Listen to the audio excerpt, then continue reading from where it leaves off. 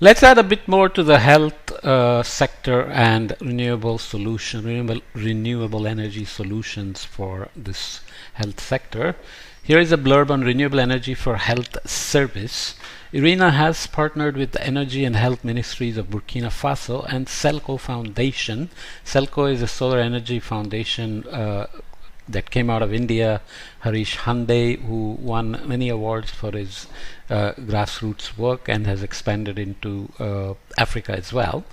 So they conduct an assessment of electrification needs of rural health facilities, looking into the policy, institutional, financial and technical aspects. This project will develop technical design of primary health facilities with decentralized renewable energy solutions and will consider building designs, energy efficiency, medical appliance users and communication technology along with lighting. Renewable energy solutions enable a wide range of health service operations in many urban and rural health centers. Climate risk, impact, vulnerability, adaptation options and outcomes are considered. So here is the WHO presentation given at the 3rd International Off-Grid Renewable Energy Conference and Exhibition in 2016 at Nairobi, Kenya. So there is energy in the middle, so you start here. Types of services provided, we already discussed some of these. Cold chain, neonatal intensive care, functionality of medical devices, surgery, laboratory diagnostics, and staff recruitment and retentions include recruitment and training, continued medical education, better staff morale. All these are related to energy services. Health and safety, general hygiene, improved enhanced safety, staff and patient sense of security and safety, which obviously comes with various electrical systems. Better communication, improved records of management comes under logistics and administration. And under availability of services, we have prolonged opening hours, which requires energy, of course, especially for nighttime operations. Wider range of services provided, and telemedicine and or e-health, which require communications as well from energy systems, supported by energy systems. So looking at examples of cross-sectoral measures for resource complementarity, we are talking about pairing resources like water and energy, energy and food, water and energy. These were discussed for a while as the nexus between food, water and energy. The terminology evolved and many people have looked at it. Many reports exist.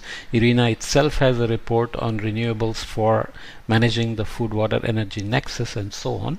And they are serious issues, but it's not always clear how far we have gotten in terms of actually deconvolving the links that form the nexus and how to manage them together. The idea of knowing the nexus is that you don't manage food as a system, water as a system, energy as a system, but you manage them together as one system.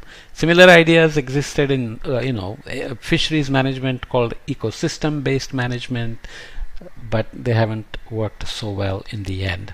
Measures for maximizing resource efficiency when we are pairing resources: efficient use of multipurpose dams, so water and energy recycling in the course of desalination, hydrothermal energy project, hydropower from water treatment outfalls, water treatment for agricultural sewage. So those give you few examples of water and energy measures, cross-sectoral measures. Under energy and food, we have technology development for bioenergy, agroforestry for food production and biofuels, reduction of food waste during the production and consumption phase. So food waste contributes something like 6% to the global emissions annually, which is bad news, especially because even developing countries like China and India waste massive amounts of food, which comes essentially with increased income, but also many times because there are no storage facilities for grains and so on. Under food, water, energy, we have biogas, water treatment for agricultural sewage. Biogas, water treatment, agricultural sewage. So you see the connection there. Looking at renewables and the water, agriculture, food, forest, human health, ocean ecosystem. This is another schematic from the World Health Organization.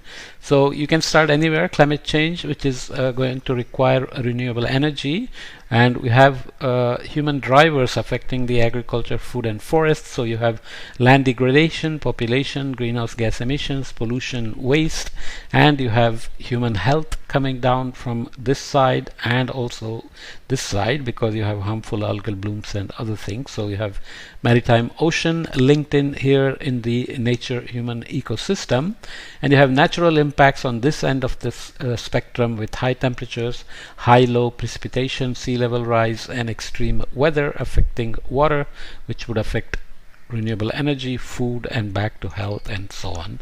So these are schematics, but renewables obviously have a role to play in managing the natural human ecosystem, especially when we take care of the synergies.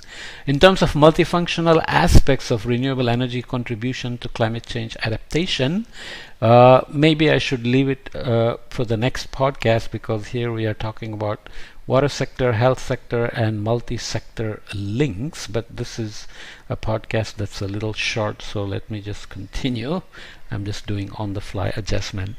Multifunctional aspects of renewable energy contributions to climate change adaptation. So again, renewable energy is seen as a big contributor to mitigation, to take away fossil fuels for energy production, reduce carbon intensity of energy.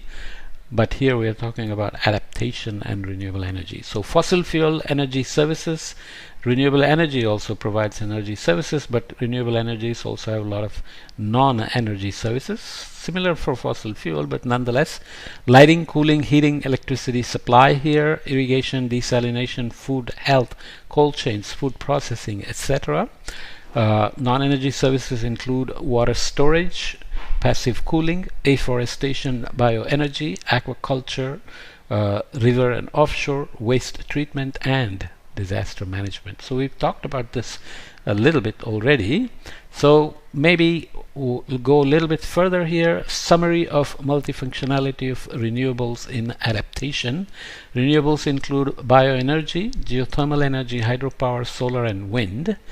Non-energy services here to touch on adaptation, afforestation on abandoned and degraded land. As I mentioned in the context of bioenergy, this is making some progress. There is a lot of reforestation happening in China and India, or at least greening in terms of leaf area coverage, but whether it's really agriculture or forest has to be seen. But nonetheless, this is a worthy goal. But if you look at the wildfires across the planet in 2023, you know that forests can belch out all that carbon in a second when there are fires, which is related to climate change again. Increased crop productivity, agricultural waste and wastewater treatment, fertilizer use and recycling. Under geothermal, you have tourism, so bathing, swimming in some places. Hot, geysers are always popular, hot springs. Spring water reuse, sometimes with filtering. Under hydropower, you have water supply and storage, protection from flood and drought through improved water management, improved irrigation systems, waterways and local tourism, and aquaculture. Solar energy, of course, can serve cooling effect and increased soil humidity from solar shading. Food production, of course, photovoltaic via land sharing, so solar farms, agriculture. Preservation of marine ecosystems in safety zones for turbines when we do offshore wind energy. So wind energy structures, massive structures, can provide co-benefits in terms of marine protected areas, etc. Okay, so I will definitely stop here and come back and continue in the next podcast on renewable energy services for adaptation. I hope the point is clear, that we are really making this special section, I'll also look at how renewable energy deployment in urban centers is increasing and how that can add to urban resilience as well as disaster management, healthcare, water supplies that we're talking about.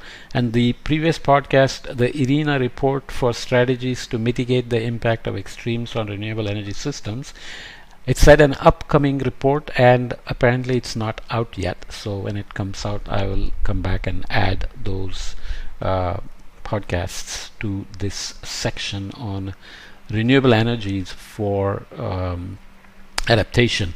I will have a section on urban resilience and urban forests and so on. So maybe we'll put renewable energies in urban areas under that section, but obviously you can find them on my channel altogether. Okay.